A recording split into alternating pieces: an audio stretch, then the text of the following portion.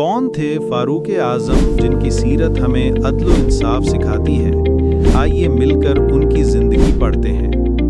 مکہ کے ایک معزز گھر میں فتح مکہ سے تقریباً 40 سال پہلے ایک بچے کی پیدائش ہوئی۔ والد کا نام الخطاب بن نفیل، والدہ کا نام حنتمہ بنت ہاشم بن مغیرہ۔ خاندان بنی عدی قریش کا ایک طاقتور قبیلہ۔ مکہ کے لوگ کہتے تھے کہ یہ بچہ بڑا ہو کر بہت کچھ کرے گا، اور وہ بچہ تھا عمر بن خطاب یعنی فاروق اعظم۔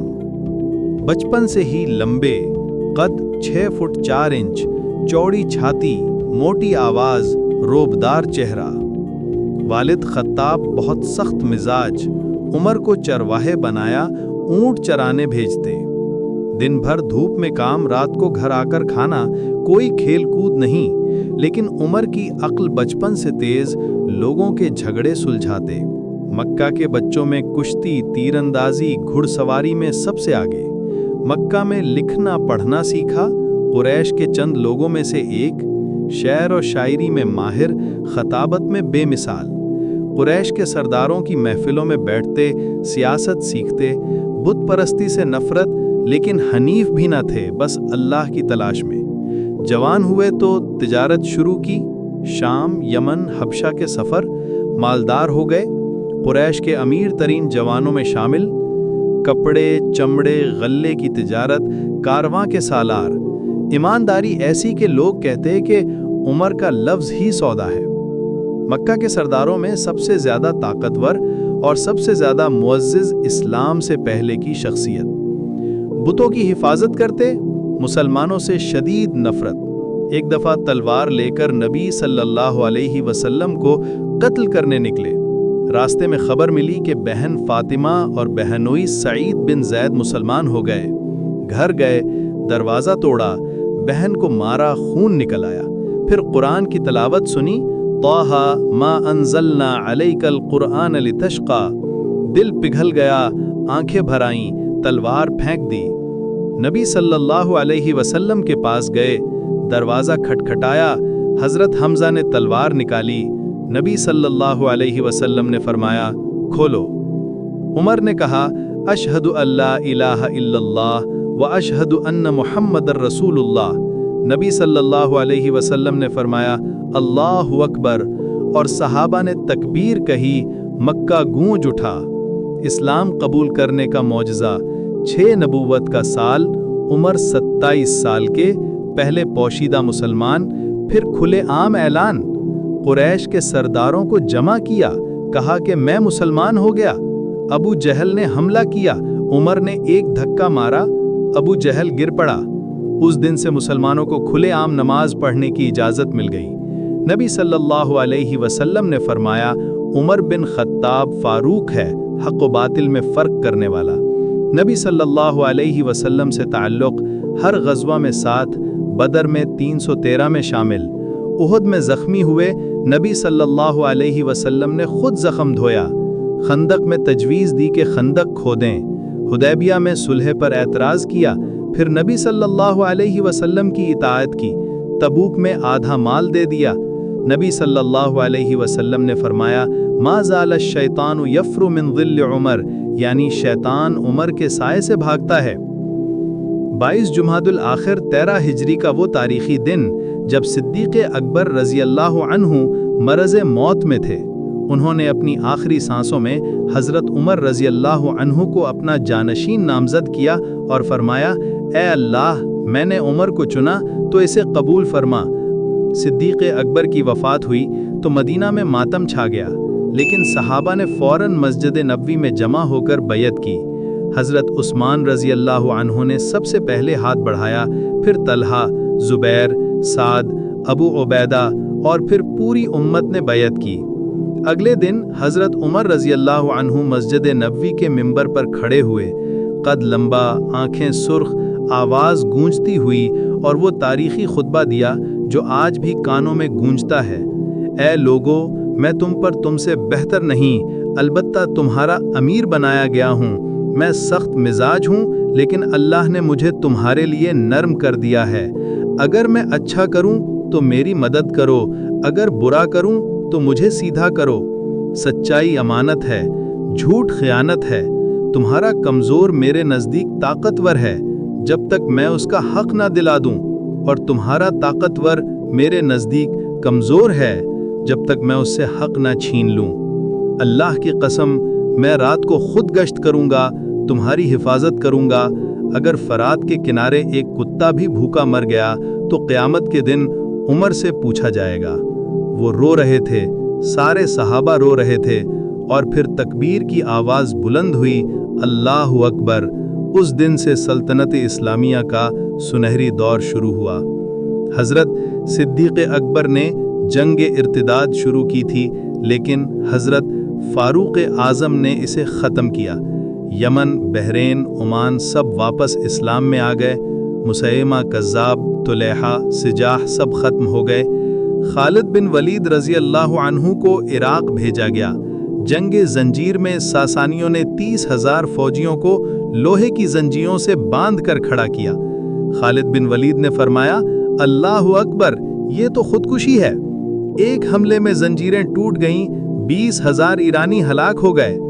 جنگ مدائن میں دریائے دجلہ پار کرنے کا معجزہ ہوا۔ خالد نے فوج کو تیراکی سکھائی، کشتیاں بنوائیں اور مدائن فتح کر کے ساسانی خزانہ ہاتھ آ گیا۔ جنگ قادسیہ کا اعلان ہوا تو حضرت فاروق اعظم نے خالد بن ولید کو واپس بلا لیا اور حضرت سعد بن ابی وقاص کو سپہ سالار بنایا۔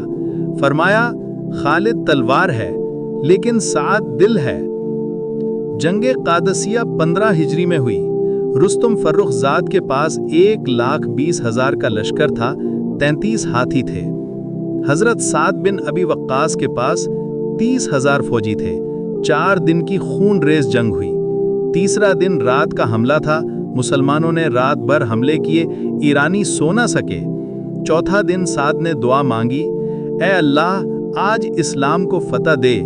ہوا کا رخ بدلا، ریت ایرانیوں کی آنکھوں میں گئی، رستم مارا گیا، ہلال بن علقمہ نے نیزہ مارا، فتح ہوئی۔ 1,00,000 ایرانی ہلاک، 30,000 مسلمان شہید۔ جنگ یرموک بھی 15 ہجری میں ہوئی۔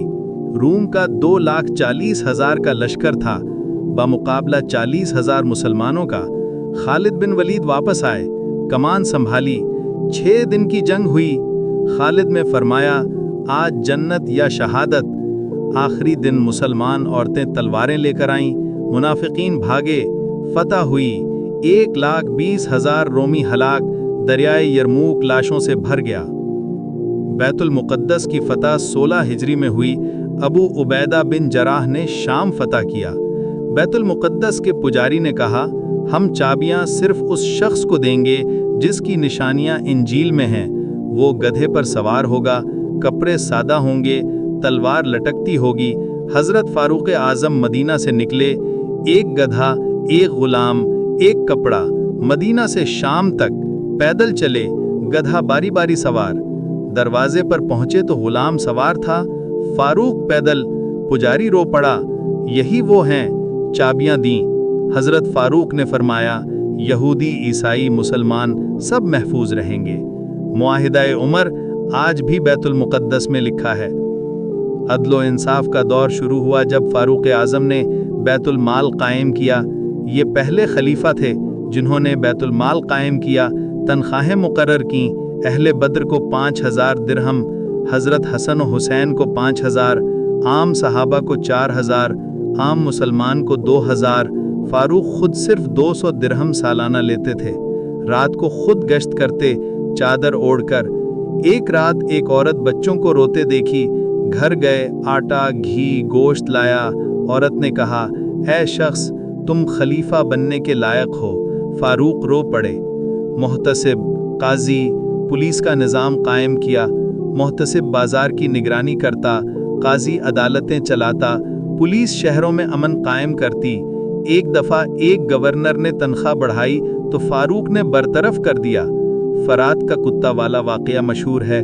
فاروق نے سنا کہ فرات کے کنارے ایک کتا بھوکا مر گیا تو فرمایا، اگر یہ سچ ہے تو قیامت کے دن میں ذمہ دار ہوں۔ فوراً حکم دیا، تمام سرحدوں پر کھانا پہنچاؤ۔ غیر मुस्लिमों के हुकूक का ख्याल रखा। एक यहूदी बूढ़ा भीख मांग रहा था। फारूक ने पूछा, तुमने जजिया दिया? अब बैतुल माल से तुम्हारा हक है। माहाना वजीफा मुकर्रर कर दिया। फतोहात का सिलसिला जारी रहा। इराक 14 से 15 हिजरी में हज़रत खालिद और हज़रत साद ने फतह किया। शाम 15 से 16 हिजरी में हज़रत अबू उबैदा और हज़रत खालिद ने फतह किया। मिस्र 20 हिजरी में हज़रत अम्र बिन अल आस ने फतह किया। ईरान 21 हिजरी में साद और नौमान ने फतह किया। लीबिया 22 हिजरी में उक़बा बिन नाफे ने फतह किया। 10 साल में 22 लाख मुरब्बा मील रकबा, 36 सूबे, 1000 शहर, 4000 मसाजिद कायम की। खिलाफत के सुनहरी कारनामे। जब दुनिया बदल गई, फारूक आज़म रज़ी अल्लाहु अन्हु ने 10 साल की खिलाफत में ऐसे कारनामे किए जो आज भी तारीख के औराक में चमकते हैं। सबसे पहले हिजरी तक़वीम का आगाज़ किया। हिजरत नबवी सल्लल्लाहु अलैहि वसल्लम को बुनियाद बनाकर साल गिनती शुरू की। फरमाया, हिजरत ने इस्लाम और कुफर में फ़र्क कर दिया, इसी से तारीख शुरू हो। इसीलिए आज हम 1447 हिजरी में हैं। पहली दफ़ा पुलिस का निज़ाम कायम किया। शहरों में रात के वक्त चौकियां बनवाईं, गश्त करने वाले मुकर्रर किए, जेलों का निज़ाम बनाया, कैदियों को काम सिखाया ताकि रिहाई के बाद मुआशरे का हिस्सा बने। फ़ौज को मुनज़्ज़म किया, तनख्वाहें मुकर्रर कीं, छुट्टियों का निज़ाम बनाया। नहरें खुदवाईं, सड़कें बनवाईं, काफ़िला सराय कायम किए। मिस्र में नहरें अमर खुदवाई जो आज भी चल रही है। शाम, इराक और ईरान में हज़ारों मील सड़कें बनवाईं। मसाजिद की तामीर शुरू की। मदीना की मस्जिद नबवी को तौसी दी। बैतुल मुक़द्दस में मस्जिद क़िबला अव्वल की बुनियाद रखी। बैतुल मुक़द्दस की फ़तह बग़ैर एक कतरा खून बहाए हुई। जब शहर के ईसाई पादरियों ने चाबियां दीं तो फारूक आज़म ने खुद झाड़ू उठाकर मस्जिद साफ़ की और फरमाया, ये अल्लाह का घर है, यहाँ कोई फ़र्क नहीं। गैर मुस्लिमों के लिए वज़ाइफ मुकर्रर किए। यहूदी, ईसाई, मजूसी सबको बैतुल माल से हिस्सा दिया। एक दफ़ा एक बूढ़ा ईसाई भीख मांग रहा था। फारूक ने पूछा, तुमने जजिया दिया?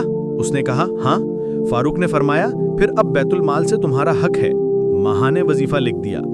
औरतों के हुकूक कायम किए, महर की हद मुकर्रर की, तलाक के कवानीन बनाए। गुलामों को आज़ाद करने का सिलसिला जारी रखा। हर जुमे को दर्जनों गुलाम आज़ाद करते। एक दफ़ा एक गुलाम ने कहा, ए अमीरुल मोमिनीन, मुझे आज़ाद कर दो। फारूक ने पूछा, तेरी कीमत कितनी है? उसने कहा, 1000 दरहम। फारूक ने फौरन बैतुल माल से अदा कर दिए। 23 हिजरी जुल्हज्जा का महीना, फारूक आज़म रज़ी अल्लाहु अन्हु मस्जिद नबवी में फजर की नमाज पढ़ा रहे थे। सफ़े अव्वल में खड़े थे। एक मजूसी गुलाम अबू लुलू फ़िरोज़, जो उमर बिन ख़त्ताब के हाथों ईरान की तबाही का बदला लेना चाहता था, पीछे से आया। इसके हाथ में 2 धारी खंजर था। फारूक ने सजदा किया। अबू लुलू ने पीछे से हमला किया। पहला वार पीठ में, दूसरा, तीसरा। फारूक गिर पड़े, खून बह निकला। मस्जिद में चीखो पुकार मच गई। सहाबा दौड़े। अबू लुलू भागा, रास्ते में तलवार से खुदकुशी कर ली। फारूक जख्मी हालत में उठे, चेहरा सुर्ख, आंखें चमक रही थीं। फरमाया, अल्लाहु अकबर, शहादत मिल गई। हज़रत अब्दुर्रहमान बिन औफ ने इमामत संभाली, नमाज मुकम्मल करवाई। फारूक को घर ले जाया गया। डॉक्टर आए, जख्म देखा, 6 वार, 3 गहरे। फारूक ने पूछा, क्या उम्मीद है? डॉक्टर ने कहा, बहुत कम। फारूक मुस्कुराया और फरमाया, अल्हम्दुलिल्लाह, शहादत से बेहतर क्या हो सकता है। आखिरी लम्हात, वो वसीयत जो आज भी गूंजती है। फारूक आज़म ने अपने बेटे अब्दुल्ला बिन उमर को बुलाया और वसीयत की, मेरा कर्जा बैतुल माल से अदा करना। मैंने कोई ज़ाती माल नहीं छोड़ा। मेरी कब्र नबी सल्लल्लाहु अलैहि वसल्लम के पहलू में खोदना, अगर हज़रत आयशा रज़ी अल्लाहु अन्हा इजाज़त दें तो। मेरे कफन में सिर्फ 3 कपड़े होंगे जैसे नबी सल्लल्लाहु अलैहि वसल्लम का था। मेरे जनाजे में कोई रोना धोना ना हो, सिर्फ दुआ मांगना। हज़रत आयशा रज़ी अल्लाहु अन्हा से इजाज़त मांगी गई। उन्होंने रोते हुए कहा, मैं तो अपनी कब्र इसी जगह के लिए बचा रही थी, लेकिन उमर को तरजीह दूंगी। फारूक आज़म ने आखिरी सांसों में आसमान की तरफ देखा और फरमाया, ए अल्लाह, मुझे शहादत नसीब हुई, तेरा शुक्र। ए अल्लाह, मेरी उम्मत को माफ़ कर दे। ए अल्लाह, मुझे अपने नबी के पहलू में जगह दे। फिर आवाज़ आई, अल्लाहु अकबर। फारूक आज़म शहीद हो गए। उम्र 63 साल। जनाजा उठा तो मदीना की गलियों में मातम छा गया। हज़रत साद बिन अबी वक़ास ने नमाज जनाजा पढ़ाई। लाखों सहाबा रो रहे थे। कब्र खोदी गई नबी के पहलू में। जब जिस्म उतारा जा रहा था तो हज़रत काब अल अहबार ने कहा, मैंने देखा जन्नत के फरिश्ते फारूक का इस्तकबाल कर रहे हैं।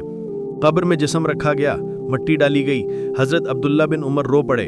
फारूक की आखिरी जगह नबी के शाने के बराबर थी। आज भी जब कोई रोज़े रसूल पर जाता है तो सलाम करता है, अस्सलामु अलैका या रसूल अल्लाह, अस्सलामु अलैका या फारूक। आज तक के असरात, जब दुनिया फारूक के नक्शे कदम पर चल रही है, फारूक आज़म के कारनामे आज भी जिंदा हैं, हिजरी तकवीम आज भी चल रही है, बैतुल माल का निज़ाम आज के वेलफेयर स्टेट की बुनियाद है, पुलिस, जेल, फौज का निज़ाम आज की हुकूमतों ने अपनाया, अदलो इंसाफ का निज़ाम आज भी उमर का कानून कहलाता है। दुनिया भर के कानूनदान कहते हैं कि उमर बिन खत्ताब ने जो अदल कायम किया वो इंसानी तारीख का सबसे बेहतरीन मिसाल है। बैतुल मुक़द्दस में मुआहिदा उमर आज भी लिखा है, ईसाई उसे उमर का मुआहिदा कहते हैं। मिस्र की नहर अमर आज भी चल रही है, शाम, इराक, ईरान की सड़कें आज भी फारूक की बनाई हुई हैं। हर दौर में जब कोई जुल्म होता है तो लोग कहते हैं कि काश उमर होते। हर दौर में जब कोई अदल की बात होती है तो कहते हैं ये उमर का कानून है। आज भी जब कोई रात को गश्त करता है तो कहते हैं ये उमर की सुन्नत है। फारूक आज़म ने 10 साल में जो सल्तनत बनाई वो 1000 साल तक कायम रही। उन्होंने जो अदल कायम किया वो क़यामत तक कायम रहेगा। उन्होंने जो इस्लाम फैलाया वो आज 2 अरब लोगों तक पहुंच गया। नूरे हरमीन के नाजरीन, ये थे फारूक आज़म रज़ी अल्लाह अन्हु, जिन्होंने इस्लाम को सल्तनत बना दिया, जिसने अदल को जिंदा कर दिया, जिसने शहादत को गले लगा लिया। अगर आपको ये इस्लामी बातें अच्छी लगीं, अगर आंख से एक आंसू निकला हो तो नूरे हरमीन को सब्सक्राइब कर लें, बेल ऑन कर लें, ताकि अगली वीडियो आप तक आ सके। अल्लाह हमें फारूक आज़म के नक्शे कदम पर चलने की तौफीक अता फरमाए। आमीन या रब्बल आलमीन।